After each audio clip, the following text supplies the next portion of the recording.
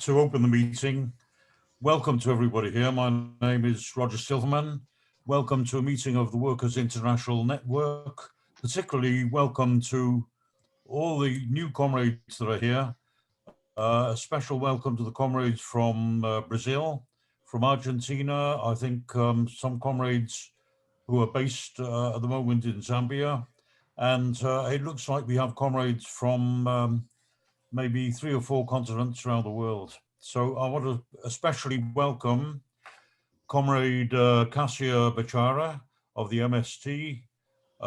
If they're here now, I'm not sure, but Paula and Camilla, who are based in Zambia, Raquel, who we met last time, and welcome back, Tina, Alessandra, other members of the MST, including Tanya Davis, who is a water engineer serving Native American communities. We've called this meeting No Longer the Wretched of the Earth. It's about the land struggles for housing and sustainable agriculture in countries around the world. And we're very, very, very privileged to be able to hear first-hand reports from comrades of the MST in Brazil, Landless Workers Movement, and from Abahlali, baseMjondolo in South Africa. I would just like to open by saying homelessness is, of course, a worldwide problem. Here where I live in Newham in East London, we have not only the greatest number of homeless people in the whole country, of any borough in the country. These homeless people are sleeping outside the station, they're sleeping in the streets, they're sleeping in the shopping centre when they're not chased out by security guards. And these and the numbers have been growing enormously over the last 3 or 4 years, particularly. And this is right under the looming above them, huge blocks of empty luxury flats, thousands of empty luxury flats that sprang up at the time of the Olympics in this area in 2012 and since then. And these are completely empty. They're just sold purely as black money laundering investments by the world's billionaires.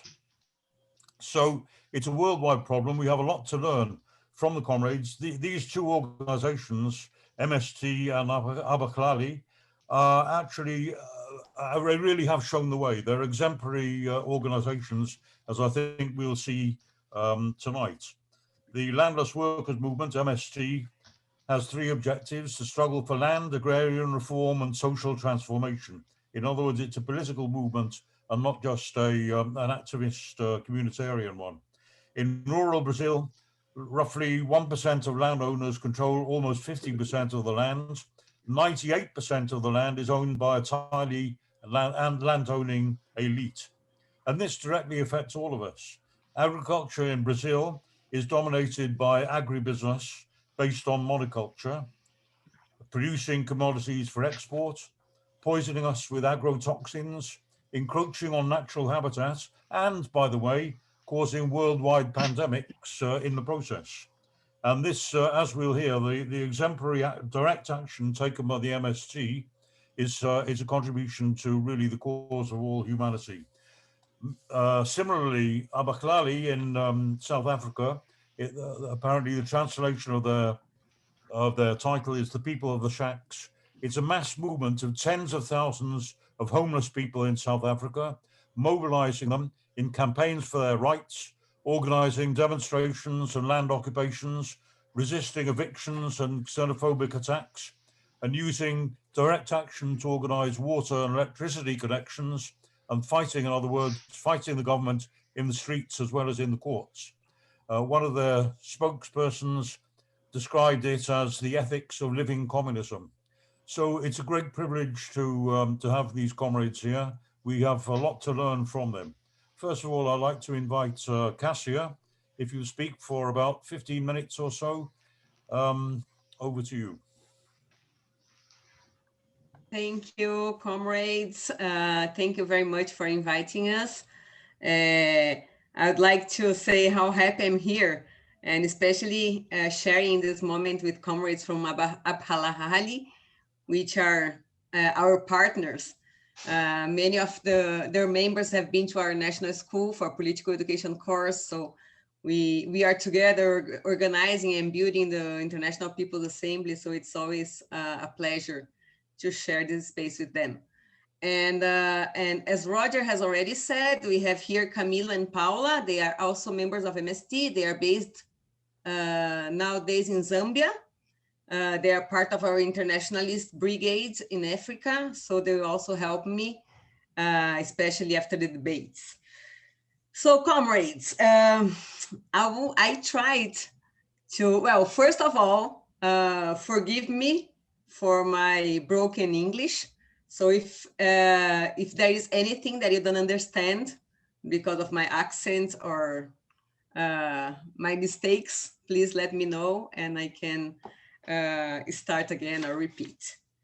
So I tried to organize my very brief presentation on the two main questions that were posed to us by the organizers, which are the question of the political demands, alliances, and political character of MST, focusing on the alliances with political parties, and the question on how we deal with the leadership, with the issue of leadership in our movement.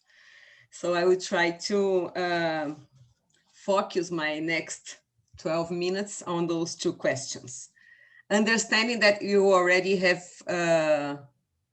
we are already familiar with MST. I know that you have received some documents about our movement, so I understand that you're already familiar with our movement. So regarding the first question, I'd like to start with the character of MST. So I will refer to our statute, which is our founding document. And in our statute, it says that MST is we are a mass movement of a trade union and political nature. What does that mean? Well, first of all, because it also, you will see that this will have an impact or in how we deal with leadership, right? So first of all, we are not a cadre movement. We are not a movement of militants. We are a mass movement made of peasants. We have around 1 million people organized around MST in our territories, in our camps and settlements. It also means that we unify the economic and political struggle. So our trade union and political nature means that we understand that the economic and the political struggle are not and cannot be dissociated, right? So this nature of MST, let's say, is translated into those three main goals that Roger has already mentioned in his introduction, right? So the first goal is the struggle for land, which is the struggle for the democratization of land. We are speaking of a country, as Roger has already said, which is has the second highest level of land concentration in the world. And the main tactic that we use for the struggle for land is the land occupations. So the peasants, the landless families organize themselves to occupy private owned land and claim those lands for agrarian reform. So in doing so, we are already in practice confronting one of the most basic capitalist pillars, which is private property, right? So our second goal, which is the fight for agrarian reform, which we understand as much broader than only the distribution of land. It means to build a new model of production in our territories and also new social relations, which is also in practice confronting the capitalist model of production in agriculture. So what we do in our liberated territories is to organize the production in a different way as capitalism does in agriculture. And the third goal is the struggle for what we call radical change in society. So our understanding is that neither the distribution of land or a true people's agrarian reform can be built under capitalism. So those projects must be, they are beyond the peasants or the rural population. They must be part of a broader project of society. And we are not afraid and clear that for us, this project is socialism. So this is a little bit to talk about our political nature. So comrades, understanding that to be able to fulfill with those three main goals that we have, we understand that every front of struggle are equally important and necessary. The mass struggle, which is our main way of struggle, but also the ideological struggle and also the parliamentarian and institutional struggle, right? So I will focus on the third one because this is what was asked by the organizers. But first, I would like to highlight a few principles of our movement regarding the institutional struggle. The first one is, even though we consider ourselves a political instrument, because we do fight in the political front, we are not a political party. Therefore, we do not run elections as an organization, right? That does not mean that there are not any of our members who run elections, right? But when they do so, when they decide to run election, they need to leave any organizational structure of the movement. And they run as an individual, not as the organization, right? Even if they have the support of the organization, they do not run as MST, but as individuals. And the second thing that I think is important to highlight is that we do understand institutional struggle as a way, not a final goal, right? It's a tactic to contribute to get to a higher strategy, which is to change the system, right? But we do understand the parliamentary and institutional struggle contribute for victories at the economic and political level. So, and that is when we do have alliances with political parties, left political parties in Brazil. We do support lefty candidacies in the elections, but we do not run elections as an organization, right? So regarding the second question, because we don't have much time, so it's just a few elements so that we can debate and discuss better later.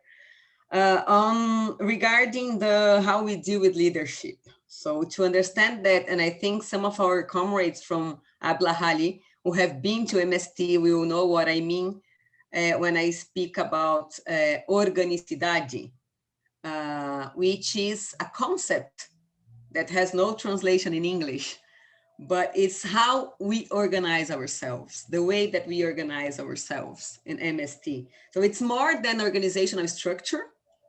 That's why it doesn't have any translation, but it's more a cultural way of doing things, right? It's more of an organic body in which each part of that body is linked to the others, right? And that the work of each part affects the whole body. This is what we call organicidade, and this is how we organize ourselves. Organicidade means and has everything to do with collective organization. It's not possible to speak of organicidade without speaking of how we organize ourselves as a collective, right? And therefore it depends very much on the participation, on the level of participation of most of our members in different levels, right? So the organicidade reflects our political principles, our organizational principles, which I can mention here, like it's about 10 organizational principles. But I want to focus on one of our organizational principles that will help us to understand how we deal with leadership, which is collective leadership. This is an organizational principles. Our organizational principles are what guide ourselves when we organize ourselves. It's what guides our organicidade, our way of organizing ourselves. And one of those principles is collective leadership. How does this principle characterize itself? So first, every decision-making body of MST, every instance, political instance of MST, it can be in the territories, in the camps or in the settlements, or in the national board. They are made of a collective with people without any hierarchical or power differences. So I will give an example. Our national board is composed by around 70 people, 70.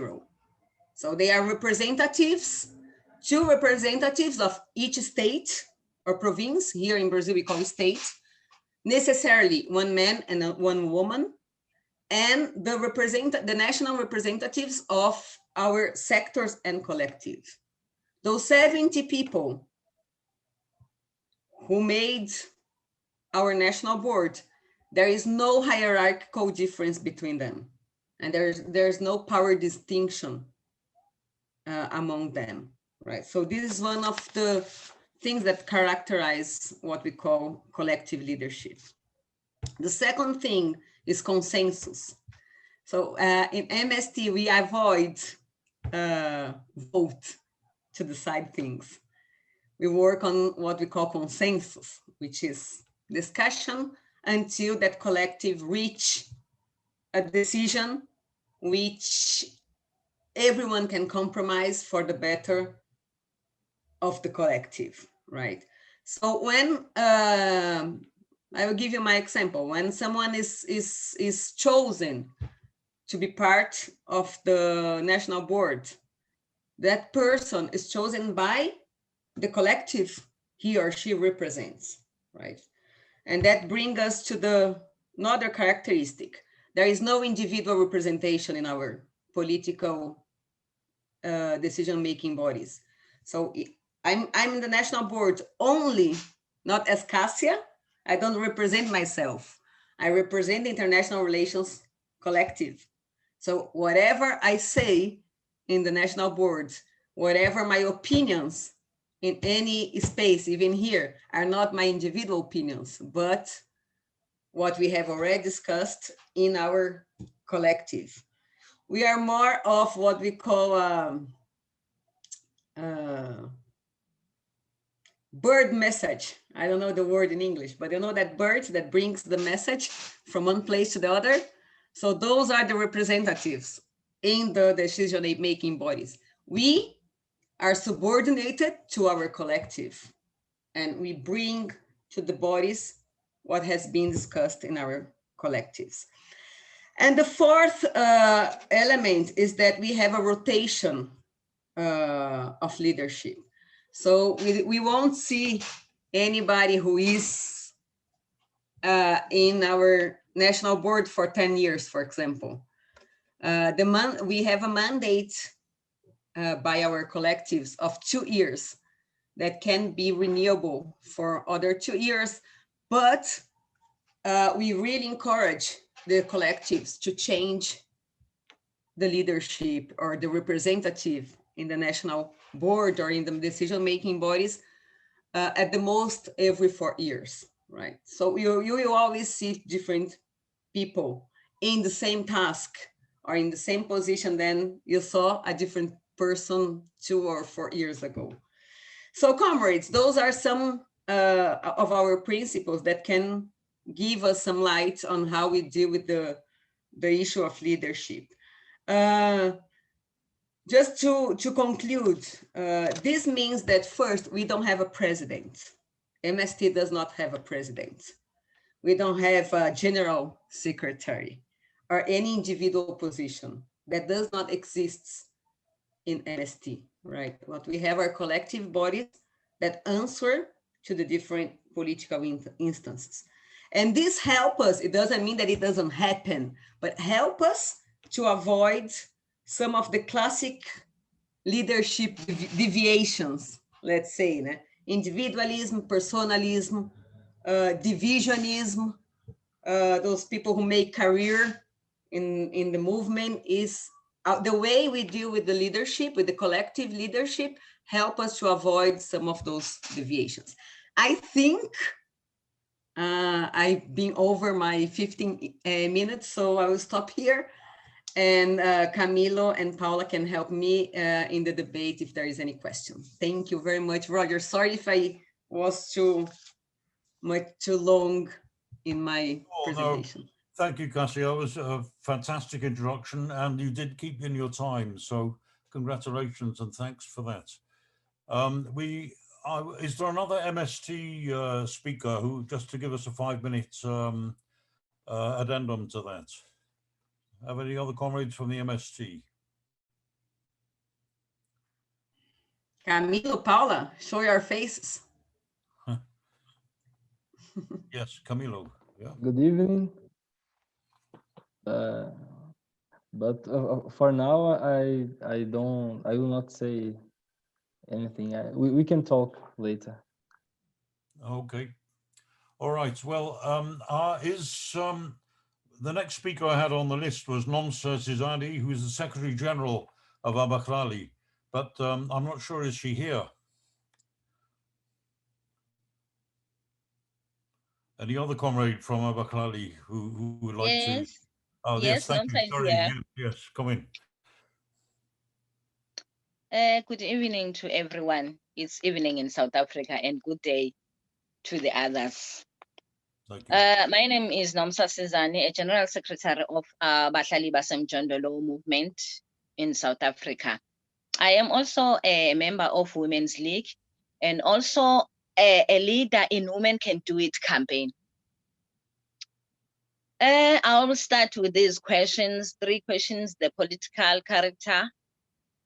I will go straight to that. Abahlali baseMjondolo is a grassroots democratic movement in South Africa. And Abahlali baseMjondolo, we fight for, protect, promote, and advance the interest of people living in the shacks and also the impoverished people in South Africa. And Abahlali baseMjondolo, we are a membership-based movement, of which now we are having more than 75,000 members. Our political character is that of Ubuhlalism. This is an idea that values and puts humanism at the center of our struggle. It is linked to the ideas and spirit of Ubuntu, because we believe in Ubuntu as Abahlali baseMjondolo. Abahlali baseMjondolo character is that of struggling to put human values before profit. Abahlali baseMjondolo believes that change is possible when we organize and build capacity of the poor from below. Abahlali baseMjondolo believes that land and wealth must be shared by all who works on land. Abahlali baseMjondolo, I'll go on the second question. Abahlali baseMjondolo engages with the government at all levels in the actions thereby occupying and defending the land, demanding services delivery, e.g. water, sanitation, electricity, and road access. As much as Abahlali baseMjondolo, most of the time, we are not treated as human beings because they don't give us these basic services. So we have to fight for them so that we could get the basic services in our communities. So we organize and demand meetings with them. Mostly the municipalities, they don't recognize us as that they can speak to us. So we have to demand the meetings with them so that we can engage with them. We engage them through the media, that is exposing the corruptions, officials and the politicians. Sometimes we do our protest as a way to force them, the state, to listen to and meet with us, because most of the time they don't listen to us. So sometimes we are forced to do the protest and the march so that they could listen to us. As I'm speaking, on the 19th of October, we had a big march to go submit our memorandum complaining about the corruption that has happened during this time, a short period of 6 months, the time of COVID-19. The money that was eaten in that time is more than 2.9 billion that was eaten. So we had to go say to them, we need those money. And the other money, the 25 million of that money, was reserved for the food parcel, to give people who are needy the food parcels. Unfortunately, people, they didn't benefit those food parcels because of the corruption. So we had a big march to tell them that we need that money. We still need those food parcels because we're still hungry. Our last resort as Abahlali baseMjondolo, sometimes we use litigation. I will go to the point where we engage the political parties. Yes, we do engage with political parties. Though we are a social movement, we are not a political party. We are a social movement. However, our engagement is very minimal. This is because we are completely different. We have completely different philosophy. Theirs is just of political parties, while we are a social movement. Theirs is just of a political party, which is to abuse the power, the tender premier, and also opportunism. Ours is that of ubuhlalism. We believe in the living politics as Abahlali baseMjondolo. We believe in Ubuntu. As much as our vision is to build a just society, an equal society based on dignity and respect for all humankind. No matter a person is staying in the shack or a person is staying in a sub-city or a big house, but we believe that everybody should be treated with respect and dignity that they deserve. I will go with the third point of Abahlali baseMjondolo leadership. Abahlali baseMjondolo, we operate on a bottom-up system because we are a democratic movement. We operate on that bottom-up system. Our branches, they elect their own leaders as branches. Each and every year, we do have what we call a launch, where they will choose their own leadership and the branches. And this leadership, they only stay in 1 year. And this leadership, local council that is being elected, it is supposed to take the needs of people and do whatever people from the grass, what are they telling them to do. That's the work of the local councillor. And they stay there in 1 year. And the local councillor is supposed to meet once in a week. Then they are supposed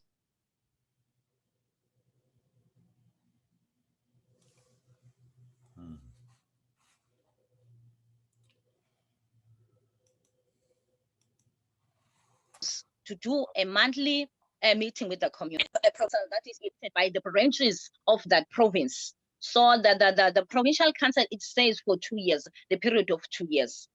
Then we also have, they also got their own meetings that they do as a provincial council, and also check the things that are happening provincially. And we also have the national council that is elected by the provinces. So each and every province will send a delegate to be elected as a member of National Council. But the highest decision is taken in our General Assemblies, because we do have our own spaces where we have our General Assembly monthly, where all the branches we gather together to speak with whatever that differences that we are facing in the branches. So as much as the local councillor is being elected, the local councillor, that we do have the line of communication. The local councillor communicates with the provincial councillor, then the provincial councillor with the national councillor. So whatever we do, we take a mandate from the people who elected all those councils. We don't take the decision on our own. That is why we do have our general assemblies, so that we could take the decisions from the people, because we are a grassroots movement. We take a mandate from the people. Thank you so much. I think Comrade Ayanda is here. He can add some of the points from Abahlali baseMjondolo. Oh, that's great. Well, then, thank you very much for that. Ayanda, are you here? Thank you. I don't know whether you can hear me. Yes, sure. I would like to thank you for the opportunity, comrades. As my secretary said and made it clear that as Abahlali baseMjondolo, we are on our own. So I just want to add on what she already said, but I'm here. I think I'm here to talk about the school that we've already opened here in this branch that I'm living in. So I'll just start with the first question.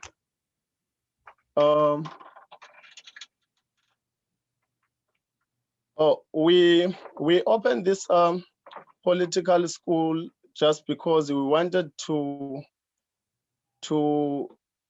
educate or to teach others about this struggle. We, as Abahlali, we do understand that it is hard it is very, very hard to become poor in South Africa. So we decided, so I just want to make it clear before I can continue that we opened this school, this political school.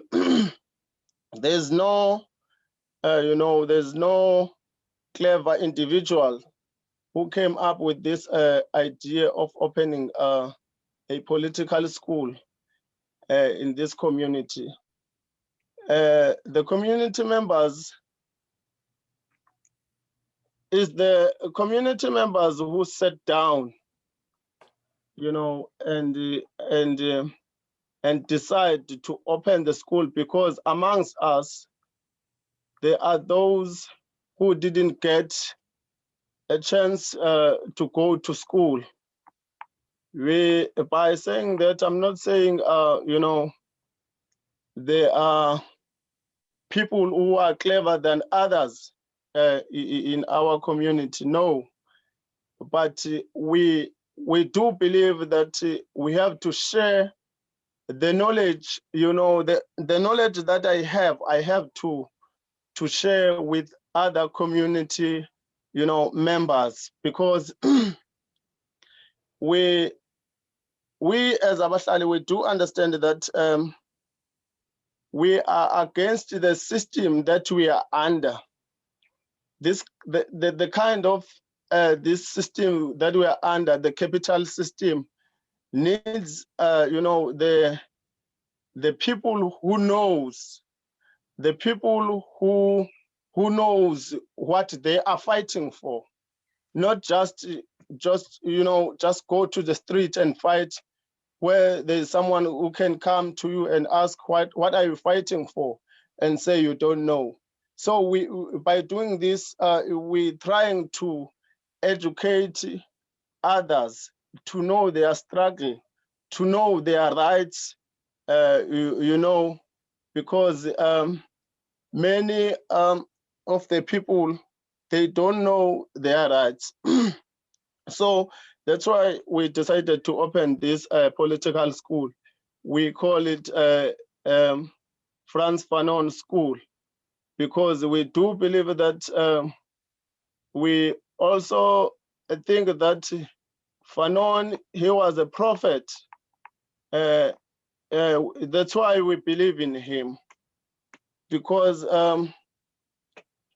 we do believe that to fight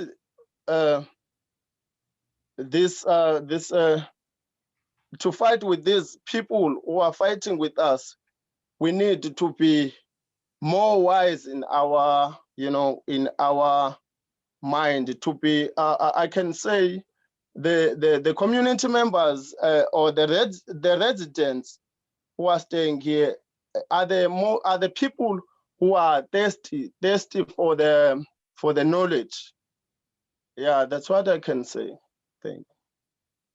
Thank you very much, comrade. That's inspiring from both the comrades.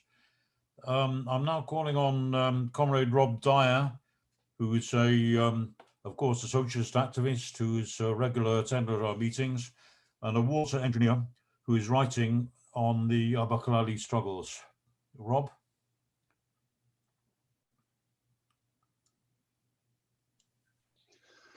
Okay, thanks, Roger. I won't be talking for very long. My interaction with Abahlali has not been a very long one, although I've been aware of their struggles for a long time. They, as I'll point out, they are quite a remarkable organization. The organization was born out of a successful struggle at a particularly and by now quite famous settlement at Kennedy Road in Durban, which is quite near the city's biggest waste landfill. And the struggle was to prevent the municipality from chasing him off the land and just telling him, we don't want you here, get out. And from that struggle and the need to organize together, Abahlali is born. And since then, in the last 15 years, it has grown quite significantly and spread to other towns and other provinces, and also linked up with other similar, although smaller organizations in the rest of the country. The leaders of Abahlali have shown extraordinary resilience and bravery during these struggles. Almost 10 of their leaders have been assassinated in various communities around Durban and I think elsewhere as well. And just about in every settlement where Abahlali is organized, they've had to fight to resist a pretty brutal onslaught from the municipal security entities and also the police, who come and destroy their shacks, burn the shacks, take or destroy belongings as well, and just put people out into the fields, right into the open, with no care about where they're going to go.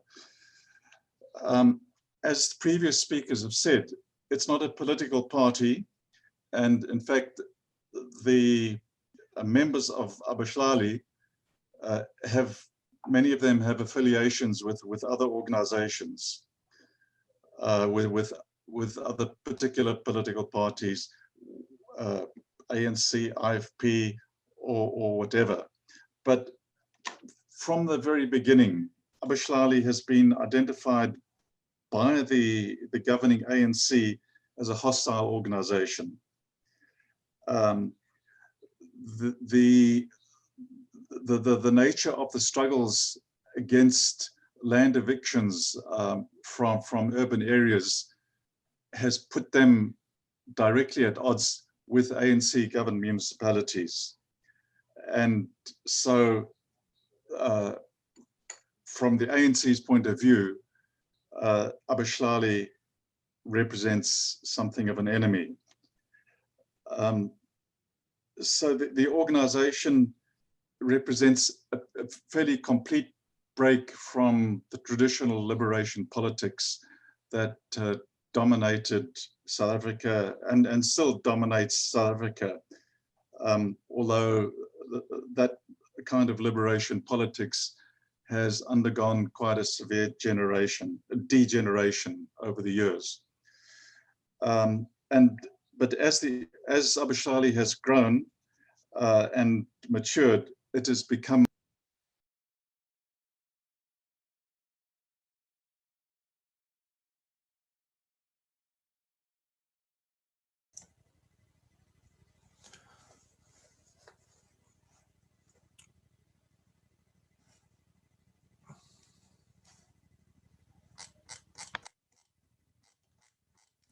Rob, you're muted. I don't know how that happens. Can you on? Thank you. Yeah. Sorry, We missed the last 2 or 3 I think I minutes. put a piece of paper onto my mouse. Yeah.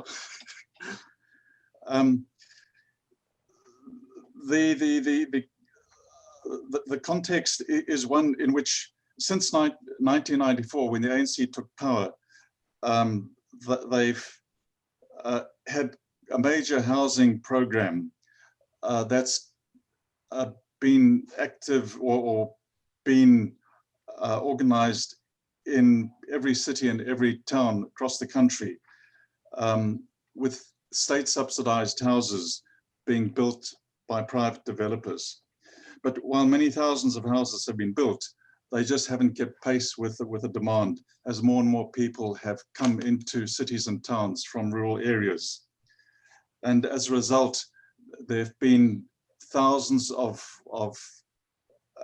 informal settlements, shacks, the MST that have been described, which have sprung up throughout the towns and cities across the whole country.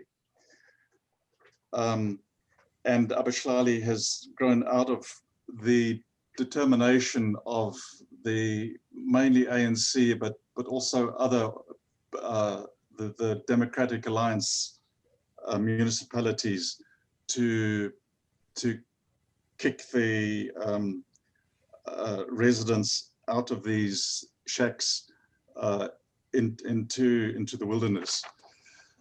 So, as I said, although the traditional organizations with links and roots back into the liberation politics of the past have undergone severe degeneration, and I think many of the many of you will have heard of the huge corruption that has been exposed in the politics of South Africa, and this has also been prevalent in many of the housing projects. Abahlali stands as a kind of shining light for left organizations and for the poor and homeless. And they are one of the most hopeful organizations for me. And they provide one of the greatest inspirations in the country at the moment. And I really must applaud my comrades from Durban, from Abahlali, and from the rest of the organization, because they certainly are doing an amazing job in very, very difficult circumstances. Thanks. All right, thank you, Rob. It's now open to any comrade who wants to contribute, particularly comrades who haven't been before. They're very welcome. Other comrades, perhaps from the two organizations that have spoken here and from other struggles around the world, please feel free to contribute. Who's first?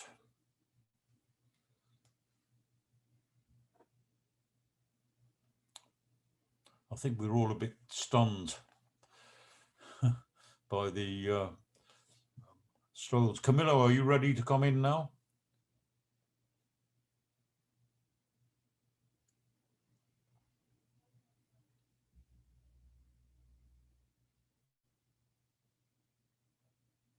Oh, Stuart.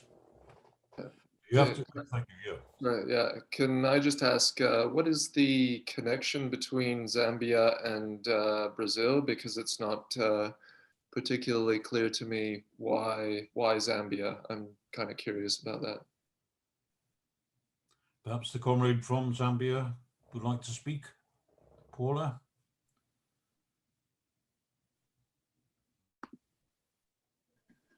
Hi, good evening. Let me try explain a bit. Now the comrade Cassia have presented.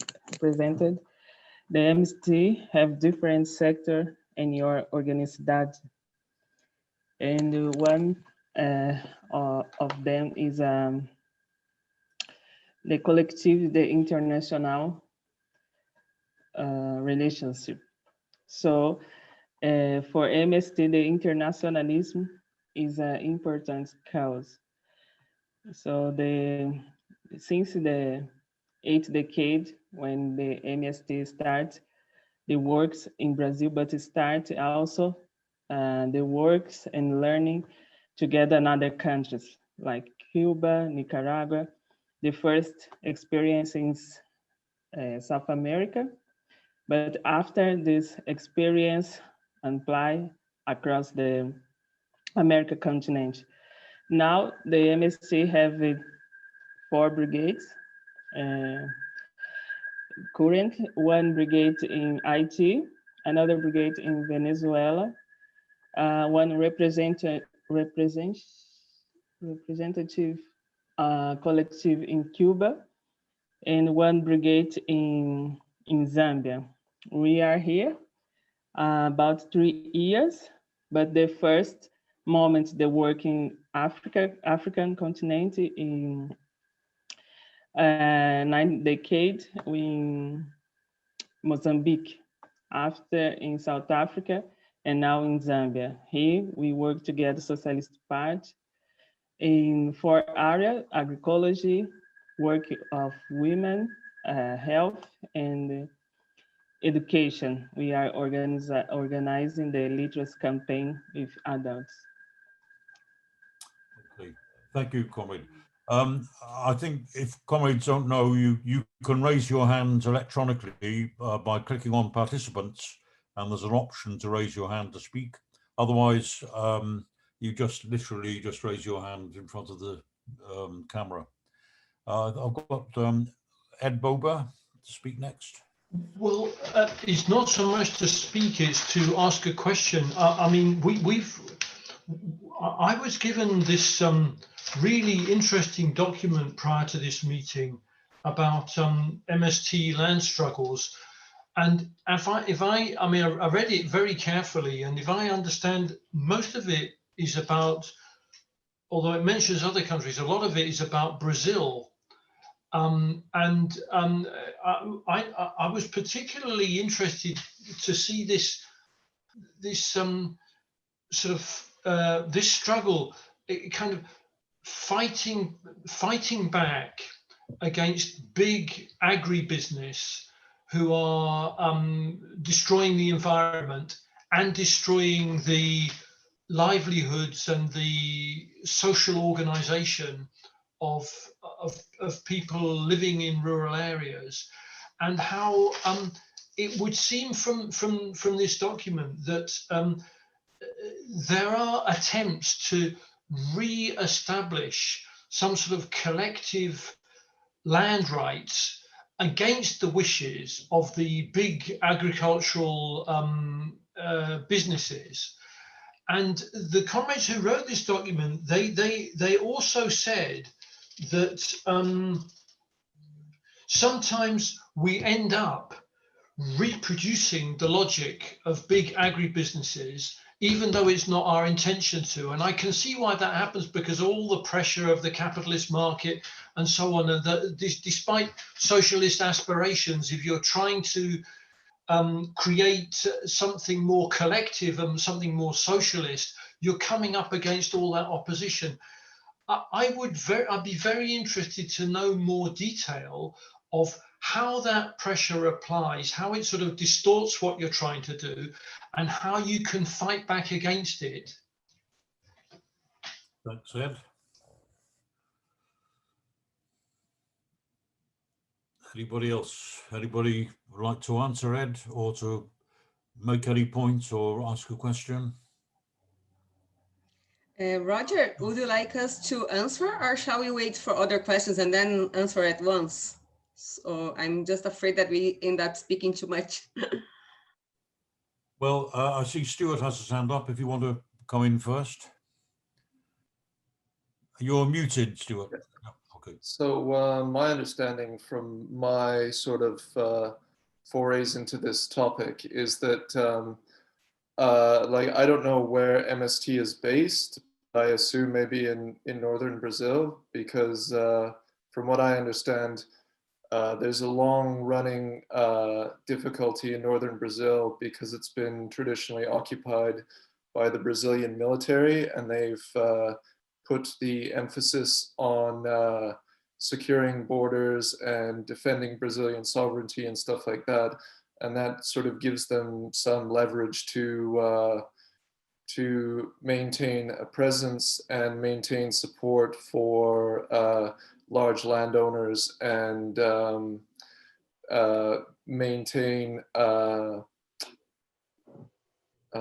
justification for depossessing indigenous peoples of land, in part because of the porous borders and in part because of the narrative that environmental groups are trying to lay claim to protecting the Amazon because they're really interested in neo-colonial extraction of mineral resources in the area.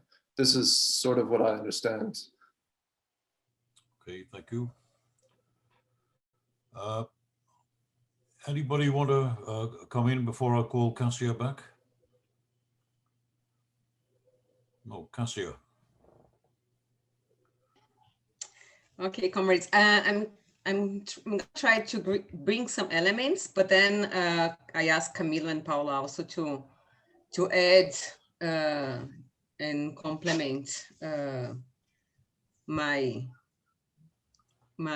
answer, which is not, I don't think it's going to be an answer, but just to bring some elements for us to think. Well, first of all, I just would like to complement what Paula said about our internationalist brigades. It has to be clear that for us, internationalism is one of our principles as an organization, right? The internationalist brigades are groups of MST members who commit themselves to leave their countries, their settlements, their camps, their lives in Brazil to work for a period of 2 years in another country, right? And this is for us the concrete practice of international solidarity. So all our internationalist brigades, as Paula said, today we have a brigade in Venezuela, in Haiti, in Cuba, and in Zambia. They all work together with social movements or political movements in those countries. So it's not that MST is going to a country to do whatever we want. We are just there like giving what we have, the most important that we have, that are our people, our militants, to contribute with other people's struggles, right? Just to add to what Paula had already said. Well, regarding the questions and comments, so we need to remember, comrades, that Brazil was founded as a country, right? Brazil was colonized and was found as a country based on 3 main pillars, right? Which were the large states. Like when Portugal came to Brazil, it divided the whole country in very big states that were called capitanias hereditárias. Well, it doesn't matter, but in very big states. It was also based on monoculture for export, right? This was our role as colony, right? Was to produce whatever Europe needed in terms of agricultural products. So we started with sugar, then coffee, in some parts of Brazil, cacao, whatever. But our role as a colony was to produce monoculture for export, products for Europe. And the third pillar of our constitution as a country was slave labor. So unfortunately, we are a country that was formed under those three very sad pillars: large states, monoculture for export, and slave labor. Those are the structure of this country until now. That's why we are still the second country in the world with the largest land concentration in the world. It means that until now, about 50% of the whole lands in Brazil are in the hands of 1% of the population.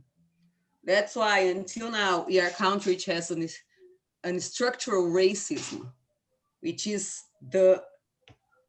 some of the things that we inherited in being one of the countries that had the largest slave population in the world and the last country to abolish slavery in the world. So we are talking about a country that has inherited those three pillars that constituted this nation as a nation, right? So that's why when we speak about land reform in Brazil, when we speak about giving to those expropriated by the land forever, since this country became Brazil, their right to have their piece of land, when we speak about doing that in confronting the concept of private property in the land, we are shaking with the whole structure of this country as a country, right?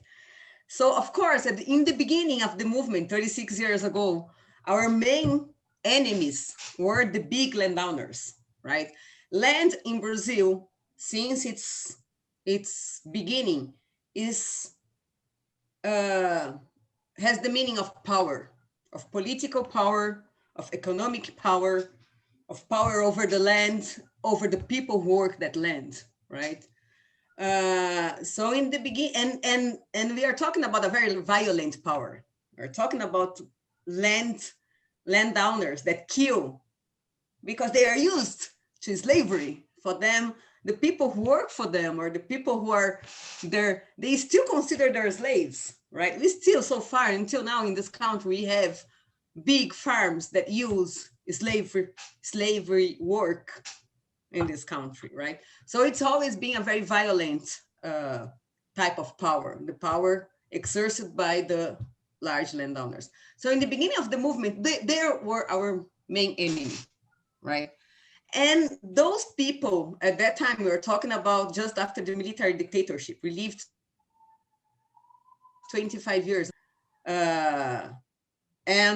Just after the dictatorship, we had this moment in the Brazilian society, let's say this progressive moment in the Brazilian society, in which people started to avoid that kind of old violence, the military violence of the landowners. So when we started confronting the landowners and people going to occupy those lands who in most of the time didn't produce almost anything, right? We did have a lot of support of the society, right? Because the society saw those people as violent, as the old face of archaic Brazil, right? And we have to remember also that the Constitution of '88, the Constitution after the military dictatorship, defined what we call the social function of the land. So in our constitution says that any land, rural or urban, which does not fulfill its social function should be taken for agrarian reform or for public housing, right? So what the Constitution now says that is fulfill its social function. First, it has to produce a minimum level of production, right? Which is decided by the government. What is this minimum level of production? Second, it must comply with labor and environmental law, right?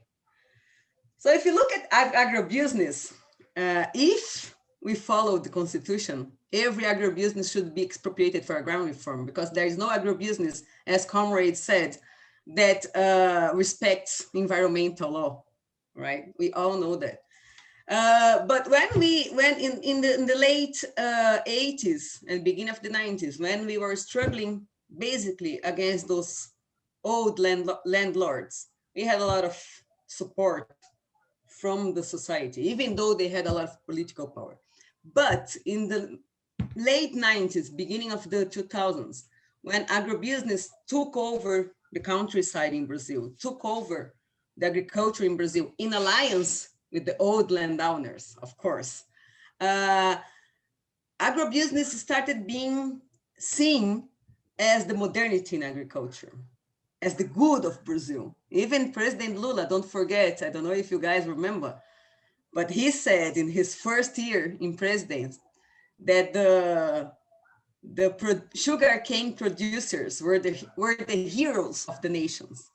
Those same people who used slave labor for more than 400 years in this country. But anyway, Brazil exports commodities. Brazil exports agricultural products. So agribusiness is seen as the modernity, as the savior of the economy in Brazil, because this is what we export, right? So it's true, our struggle became much more difficult, because now, how do you confront a land which is not unproductive anymore, because it's in the hands of the agribusiness, in which those companies are seen not as the destroyers of environment as they are, not as the companies that poison the environment and the people. Brazil is the biggest consumer of agrochemicals. Every Brazilian person drinks 5 liters of poison per year, eating the food. I'm sorry to interrupt you, but can you? Sorry. Yeah, sure. Somebody's waiting to come in now, and you can come back at the end. Just finish your point now, though. I'm sorry to interrupt. No, just to say that it's true. It's much more difficult to confront agribusiness than it was to confront old landowners today. So the struggle for agrarian, and that's why it became much more a struggle against capitalism, against the capitalist model of production, against the capitalist model of using the land. I'm sorry. No, I mean, that was brilliant. I mean, really fascinating. And you do come back at the end of the discussion. I've got David and Raquel. David first. I think he's on the road, so there may be some interference, but I hope not. You there, David?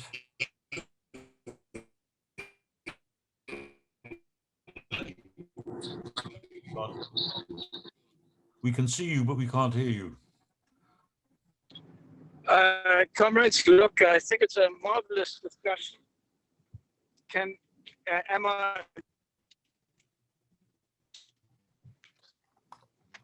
Well, look, let me just.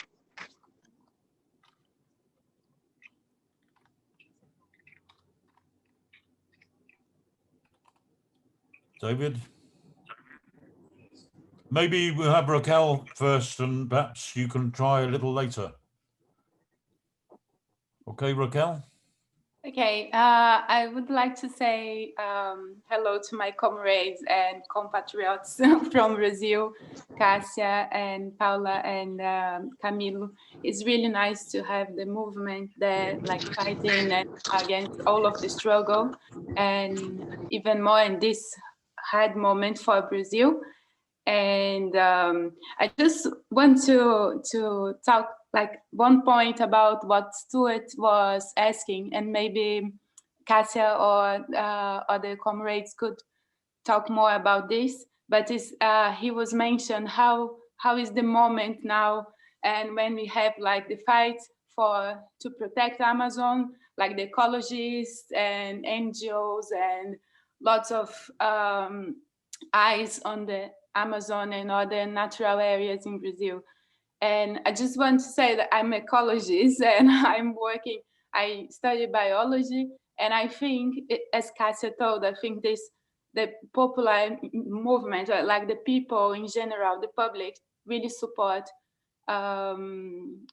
academia, at least from my area, like biology, really support MST and what they are doing about agroecology.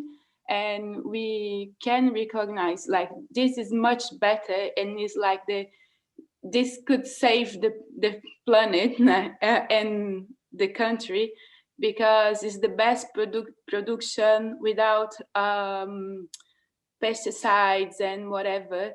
And I think the MST really like a social movement, a mass movement, as Cassia told, really recognize like indigenous rights and quilombolas, which is like the Afro-Brazilian descendants from slavery in the past.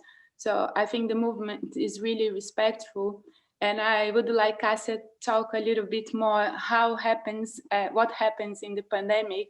That I was reading that MST was giving the part of the production to donating production from agriculture from MST for people struggling in this moment of COVID in Brazil. It's just this. Oh, thank you. David, are you with us? Well, Roger, can you hear me now? Yes. Okay, great. Well, look, can I say how pleased I am that we've got Cassia, that we've got Nomsa from Abahlali, and that we've got many of the faces that we've been exchanging with on email and elsewhere, present and providing some marvelous reports. And can I say how inspiring it is to hear from MST, their internationalism, the way in which they are working very hard to be able to develop a really democratic movement from top to bottom, making sure that the interests of poor working people are effectively represented at every level of the organization and of society. And that is also, what Abahlali is working to, and I'm sure we are confident that will be achieved. The internationalism is something I'd like to touch on, and I must congratulate the comrades for raising that, and for Paula and Camilla, who are in Zambia and actually working with the movement there. I commend them for the marvelous work in which they are doing. Giving 2 years of your life is something of an order of magnitude, and really, deserves our highest respect. Well done, comrades. The only way in which our country, people of our countries, let's just take Brazil and South Africa, are going to emerge from a dictatorship of apartheid or the military, as in Brazil, is when we have poor people's organizations, the working people coming together, organizing themselves and representing themselves for power. And I've seen that the insight, I must apologize for Cassia a little for restricting for time and for focusing in on the political, but I've learned a lot. And I want to thank you so much, for that. The idea that it's a political movement, but it's not representing itself in electoral politics is an important point. And it's something that we need to take up, because I think the experience of poor working people, particularly in former colonial countries, is that our movements are hijacked. We have national liberation movements standing up and saying that they're representing the people.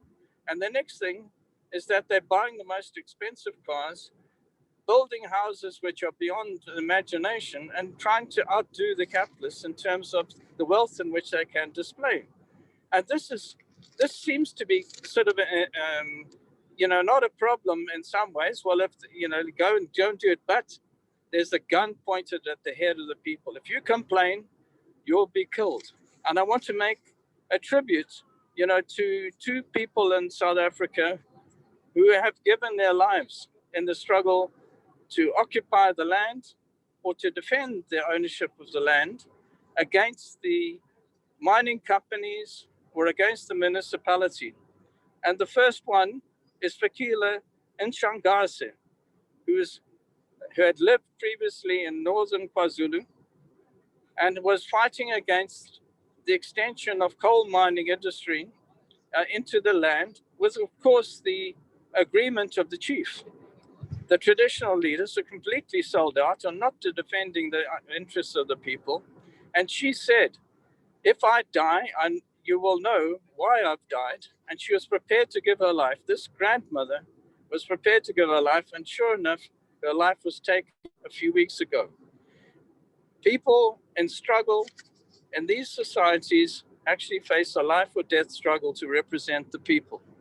And then I also want us to make a tribute to Thule Ndlovu, who Rob is writing up the story of Thule Ndlovu, and to show that the work that you've done in a place I know quite well, KwaNdengezi, has been cut short, by two ANC councillors organizing a death squad, to wipe her out, and other people in the community. So when we stand up, when poor working people are standing up against the dictatorships, local and national, we then find that we are losing some marvelous people. And it's no accident that those two people I've mentioned are women, cut short in their lives when they are giving so much to the movement. So that is what we face, some extraordinary difficulties. And that is why the Workers International Network is trying to build, in a sense, the same MST, to be able to a trade union for activists, for revolutionaries who are able to take up the cause of the land, of jobs, of changing society to have a socialist outcome and to make sure that they are defended. I've served time in a maximum security prison in Southern Africa, and I wasn't so worried. Why?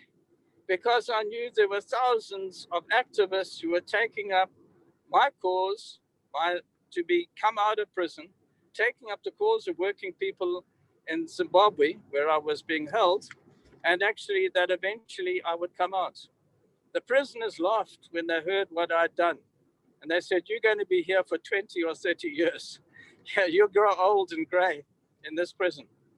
But I can say through the marvelous international solidarity of people who are now represented, many of the faces who are represented in this organization, I was freed after 3 months and could live to tell the tale. Now, that is what we're wanting to do for everybody who's struggling to change conditions in society. That's why we need an international organization as deeply democratic as spelled out by Cassia and as also spelled out by Nomsa in Abahlali. On that basis, poor working people can stand up, can stand proud, and move ahead with the ideas of socialism, of Marxism, of learning the methods of organized struggle, and actually give a future again to our people and to our children. Thank you. Thank you very much, David. And that's exactly what we're trying to do in the Workers International Network. And we welcome all comrades, and we are completely democratic, and we have a free discussion. Everybody is welcome, as long as they're part of the worldwide struggle. Before I call in Greg, I would just like to say that I noticed there's a number of new comrades here. And if you are not on our mailing list and you want to be on the mailing list, can I suggest you send on the chat, you send me your email addresses. You can address it to me personally, and I'll make sure that you get on the mailing list for future meetings. Is that understood? Okay. Greg. Hi, my name's Greg Chung. I was a former base leader for just a group in America called Student Action, and later YDSA. I'm interested because I'm volunteering now with the food justice movement in the Midwest, and I just wanted to ask a question about how I know both MST and Abahlali said that they don't get involved in the electoral scene for very good reasons. But I wanted to ask if they have any relationship with any left-wing political parties in their countries, like in Brazil with the Workers' Party or PSOL. And I don't know about the South African scene as much, admittedly, but possibly if there are any left-wing segments left in the ANC or the Communist Party. All right, thank you. Before we get an answer to that, is there anybody else who has a question or a point to make? Camillo, are you ready?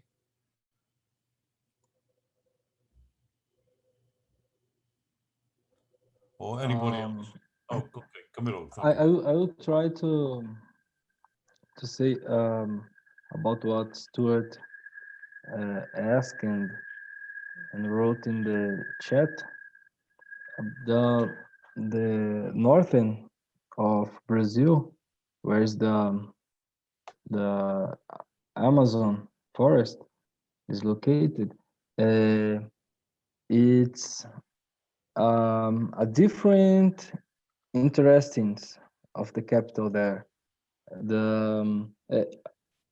The mining companies, the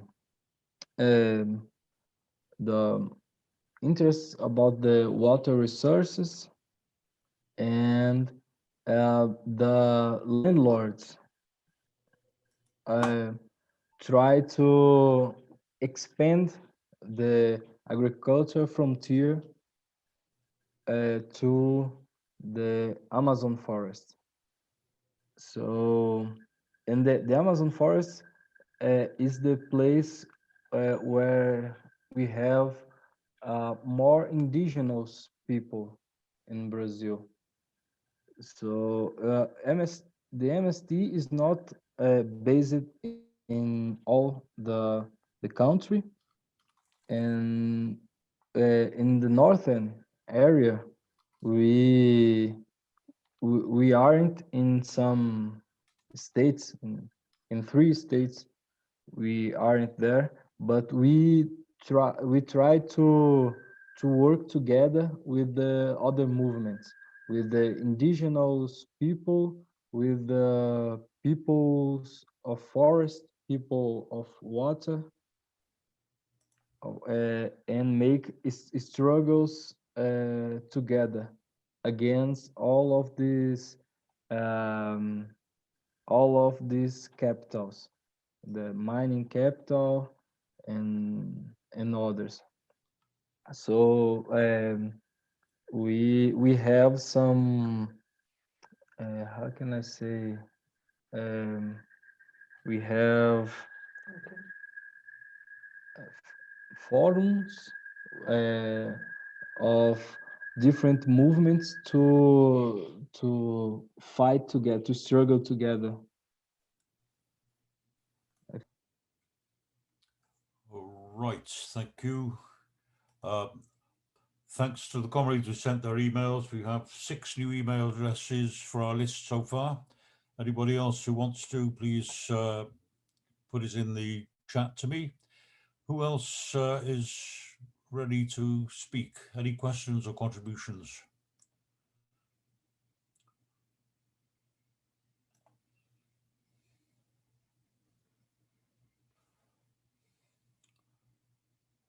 In that case, Cassia, do you want to come back?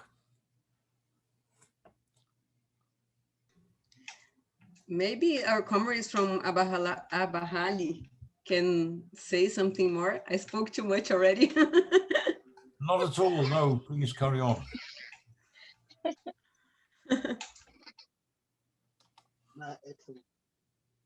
Stuart. Okay. So I spent a bit of time living in Cape Town, and I had some connections to some of the townships in Cape Town, and I just wondered about Abahlali, their sort of connections to I don't know, in the eastern part of the country, it's not as big of a deal, I guess, but in like Cape Town and stuff like that, there's a lot of colored townships, and there's a lot of well, tension and disagreements between colored townships and black townships. And I wondered if there's some sort of have there been attempts to try and bridge that gap, or is this not really an issue at the moment?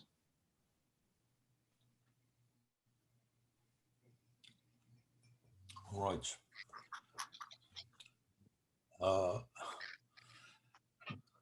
Cassia, looks like nobody else. Oh, sorry. Comrade Galaxy, I can't remember your name. I'm sorry. Comrade Nomsa. Nomsa, thank you. Yes. Thanks again, comrades. I will just like to answer the question of Greg. He did ask the question that we do work with the left political parties. As Abahlali baseMjondolo, I will say yes, we do have one political party that we work with, which is SRWP. This political party is fighting for socialism, of which as Abahlali baseMjondolo, we believe in socialism. We don't believe in capitalism. So we wish one day that our country should be ruled by a socialism, not this capital system that is oppressing people. My comrade there, Ayanda, was speaking about the system of capitalism, because here in South Africa, the system of capitalism, the ANC is ruling with the system of capitalism. They only care for the profit. They don't care about human lives. They care about the profit only. So as Abahlali baseMjondolo, yeah, we want to fight this system of capitalism. We do work with them. And I remember one of the years we did vote with SRWP. As Abahlali baseMjondolo, we don't contest in the elections because we are a social movement, but we did vote for the SRWP as it is a left political party. And with the townships of Cape Town, we do work close together with people from the other provinces. But what we don't do as Abahlali baseMjondolo, we don't recruit. Mostly people, they see us in our Facebook, then they contact us. We don't recruit people. We don't go to people and say that we will help you with this and that. But people, they see our Facebook page, then they contact us and ask for us to help them. Though we do have our alliances and we do have our alliances, we are like working together with, we did form the group of the Coalition of the Poor here in Durban. We work together with the Right to Know. We work together with Ubunyebama Hostel, those people who stay in the hostel. We work together with the street traders. We work together with the poor flat dwellers. We work together with the fisher folks, because we believe that if we speak with one voice, many organizations speak with one voice, maybe our government could see something, could change something. So this is us, Abahlali baseMjondolo. We are working together with so many communities. Thank you so much. Thank you, Nomsa. Thank you very much. Any more comrades? Cassia, I think it's back to you now. Rob, did you raise your hand? Yes, carry on. Yeah, just briefly responding to Stuart. I can't really answer on behalf of Abahlali, but what has happened in South Africa is that the issue of race has come to the fore, And as you rightly point out, there have been racial issues between colored people, African people,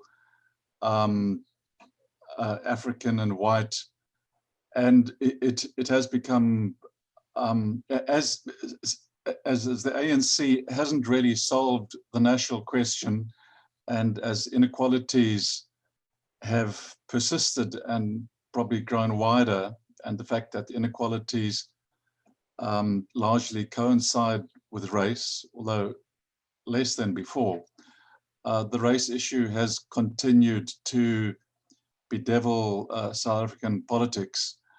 And for instance, we have the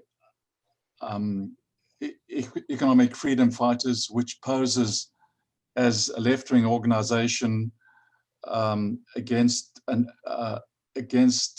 white monopoly capital and talking about radical economic transformation, while their leaders drive around in very, very fancy cars, wear watches that cost R1 million, you know, $100,000 or $50,000, etc. But Abahlali, and sorry, also in South Africa, xenophobia has been on the rise. A lot of people coming in from beyond South Africa's borders, fleeing poverty, fleeing conflict, and there have been increasing xenophobic attacks on people, and the call kind of not explicitly said as such, but South Africa for South Africans. But that kind of sentiment has become more and more prevalent. But Abahlali really stands out as an organization that is completely in its practices and its orientation, completely non-sectarian, non-racial. For instance, I was present at the 15th anniversary celebration of Abahlali, and one of the other visitors was an Indian woman, South African Indian from Indian extraction, representing market traders.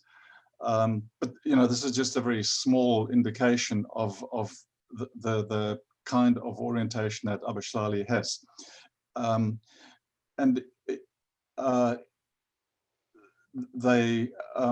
they were characterized by the ANC as not being true Zulus, I think, in the beginning, because quite a lot of the people in the shack settlements are from outside the city, from rural areas, and there were concentrations of people from the Eastern Cape, people who were referred to as Pondos, and fairly disparagingly, and you know, that was part of the ANC attacks on them.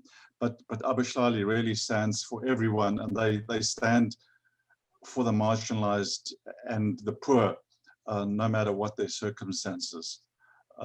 So in its practices, Abahlali really is an organization that is fighting against these kind of tensions and conflicts. Thank you, Rob.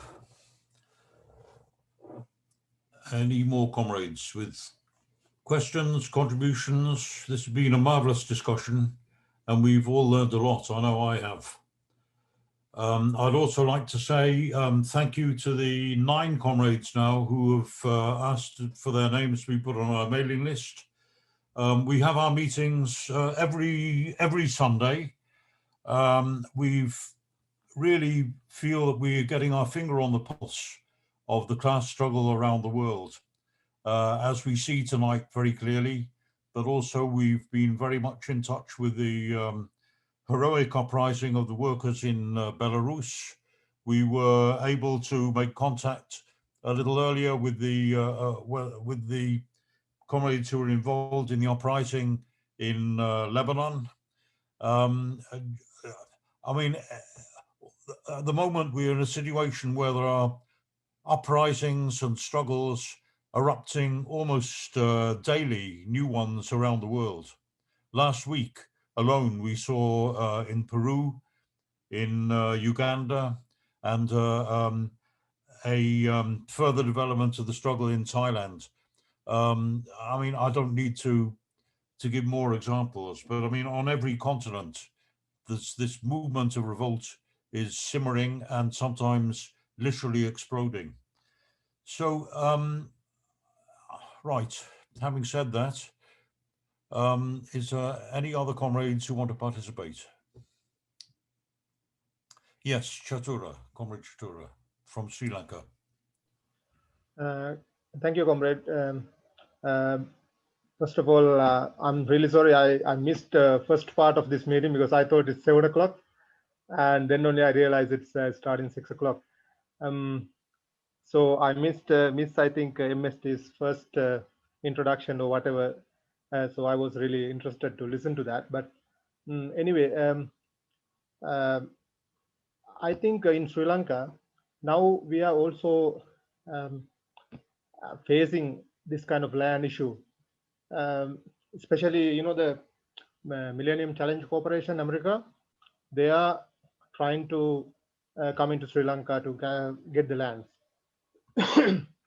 Now, currently, around 80% of the land owned by the government. People are living there, but they can't sell the land. If they want to, they can pass into their next generation, but they can't sell the land. But through Millennium Challenge Corporation, they are trying to force the government to change the land law. Then people will sell because they are in a tough situation, especially in this kind of world. You know, when people have something to sell and survive, they will do it. So eventually, multinational companies can get the lands and they can rule. I think now we are really, as Frontline Socialist Party Sri Lanka, we are really trying to give the awareness to the people about this and trying to protest against this agreement. You know, government is trying to do it, but we are really opposing it and we are trying to stop it, but we don't know what will happen. But if that happens, we might have to organize and do what we can do to protect our lands and get the lands back. So it's a really interesting topic, and I would like to ask MST, what is because you are not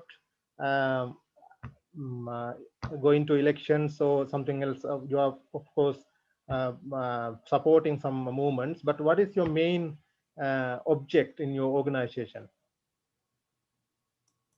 All right, thank you. Thank you, comrade.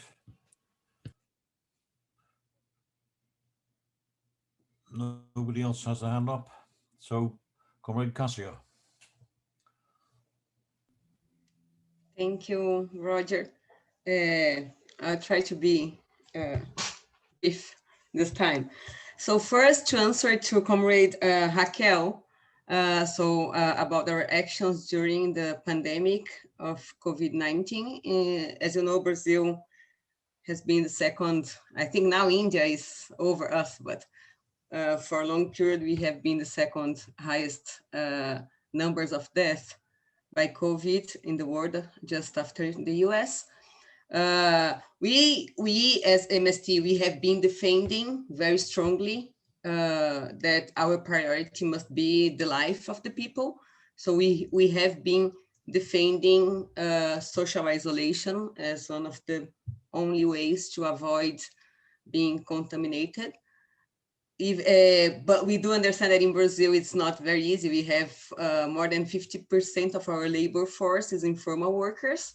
So we have been struggling together with other organizations for this terrible government that we have to give the minimal wage and the minimum needs for the people to be able to to be in social isolation, which is not what has happened in Brazil. So we have focused our actions, since we are not participating in any mass activities during the pandemic. We have been focusing on the solidarity, which Raquel said. We have our communities are donating part of their production. In some territories, they are even organizing collective production only for donation.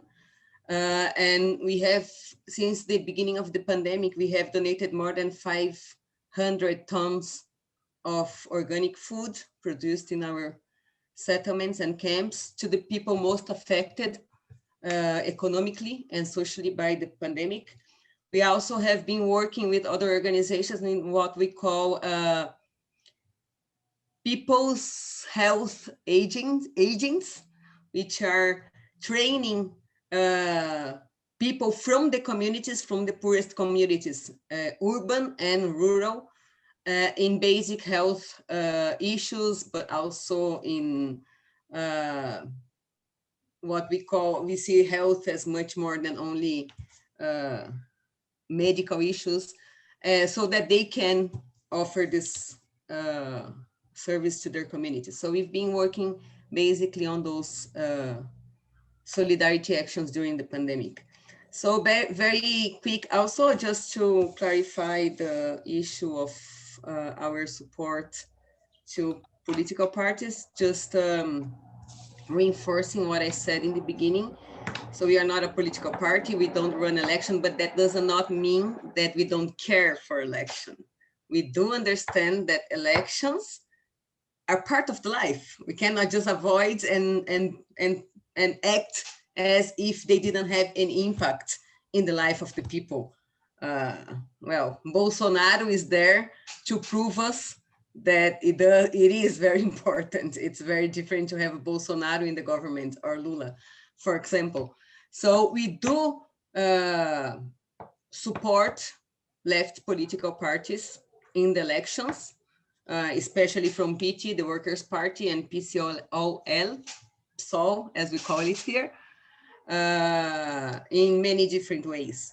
But we do understand that elections, the thing is that in Brazil, at least, left parties, they began to see election not as a mean, but as the end. So it's just like running election to get elected, and not to really build something, change the system. So we do understand that building socialism is not something that is like, okay, now we got the power, socialism is in place. It's a process, and it's a process that has to be built in all different fronts. We need to build the new people and new values for the people. We need to build new ways of production. We need to build people's power. We need to build true people's participation in the political lives. And this is not something that you do only winning election. This is something that we try to build in our daily struggles, in our settlements. We try to, of course, with all the limits, with all the contradictions, we are a people's movement, right? But we try to make our territories a living example of what can be done in practice. We can have a model of production without exploiters or explorers. We have it. We have it in more than 1 million people who are organized around MST. We can have new social values where there are no bosses and no exploited workers. We can have built communities where the women, the Black people are truly participating. So those are the things that for us, and the whole participation within the organization, what I tried to explain in my first introduction, is a practice of people's power. Every settlement has the same, every territory has the same system. The family groups, the two coordinators of each family group, a man and a woman, the assemblies. And so the whole daily practice of the movement for us is a practice of people's power, true people's power, people really participating of every little details of their lives. So thank you, Roger. I won't make it more longer. Yeah. Right. Thank you, comrade, again. We do have a little more time if any comrades have got any further questions or any points they want to make.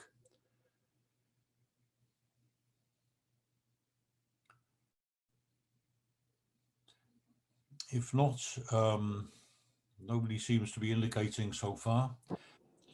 If not, I'd just like to mention that, as I said, we have our meetings every week on a Sunday.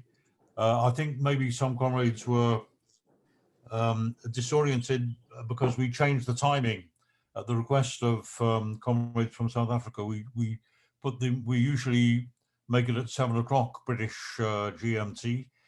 We made it 6 o'clock this time. I think some comrades maybe came late because of that.